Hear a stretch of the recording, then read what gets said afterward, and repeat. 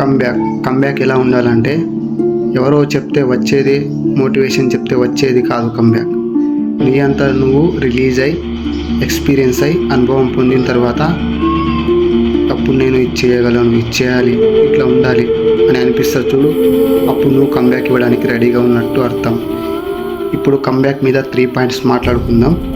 First one వచ్చేసి self confidence.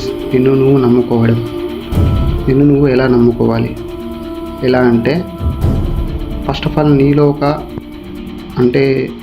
నీకంటూ ఒక ఎక్స్పీరియన్స్, దేని మీద అయినా అనుభవం, గ్రిప్ ఉంటుంది పని మీద, దాని మీద ఫోకస్ చేయి. చదువు మీద కానీ, స్టడీ మీద కానీ, లేకుంటే క్రికెట్ కానీ, ఇలా స్పోర్ట్స్ మీద కానీ, దేని మీద అయినా నీకు ఒక అనుభవం అనేది ఉంటుంది. దాని మీద ఫస్ట్ ఫోకస్ చేయి. చుట్టుపక్కల వాళ్ళు నీ గురించి చాలా రకాలుగా మాట్లాడతారు. వాడివి చేయలేడు, వాడి వల్ల ఇది అవుతుందా అని ఇలా మాట్లాడే వాళ్ళు కూడా ఉంటారు నీ చుట్టూ. వాళ్ళ గురించి ఏం పట్టించుకోకు, నిన్ను నువ్వు నమ్ముకో first of all. Second one వచ్చేసి ఎక్కువగా కష్టపడడం. అంటే చాలామంది ఏం చేస్తారంటే స్టార్టింగ్లో కష్టపడతారు, తర్వాత మధ్యలోకి వచ్చేసరికి నా వల్ల ఇది అవుతుందా అనే ఒక ఆలోచన వస్తుంది.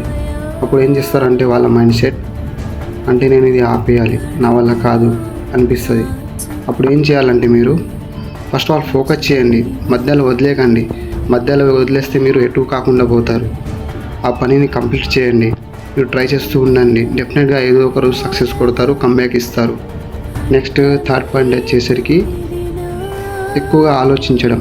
అంటే ఆ పని చేస్తున్నప్పుడు ఏమైనా ప్రాబ్లమ్స్ వస్తాయా, లేకుంటే నేను ఇది చేయగలనా, నా వల్ల అవుతుందా అని ఇలా డిప్రెషన్లోకి వెళ్ళి ఆలోచనలో వెళ్ళి ఇది చేయలేనేమో నేను అని అనిపించేలా చేస్తుంది ఈ ఒక్క ఆలోచన.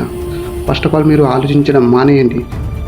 ఫస్ట్ ఆఫ్ ఆల్ మీరు ఆ పని మీద ఫోకస్ చేసిన తర్వాత ఆ పనిని వీలైనంత వరకు ట్రై చేయండి, ట్రై చేస్తూనే ఉండండి.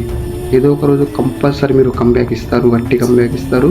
మీ చుట్టూ పక్కన ఉన్న వాళ్ళకి గట్టిగా సమాధానం ఇస్తారు, నోరు మూయించేలా. ఓకేనా? అండ్ ఈ టాపిక్స్ మీద నేనైతే కంబ్యాక్ గురించి పూర్తిగా చెప్పాను అనుకుంటున్నాను. ఇలాంటి యూస్ఫుల్ టిప్స్ కావాలంటే నన్ను ఫాలో చేయండి, సబ్స్క్రైబ్ చేయండి. అండ్ మరిన్ని వీడియోస్తో ముందుకు రావడానికి ట్రై చేస్తాను. మళ్ళీ నెక్స్ట్ వీడియోలో కలుద్దాం.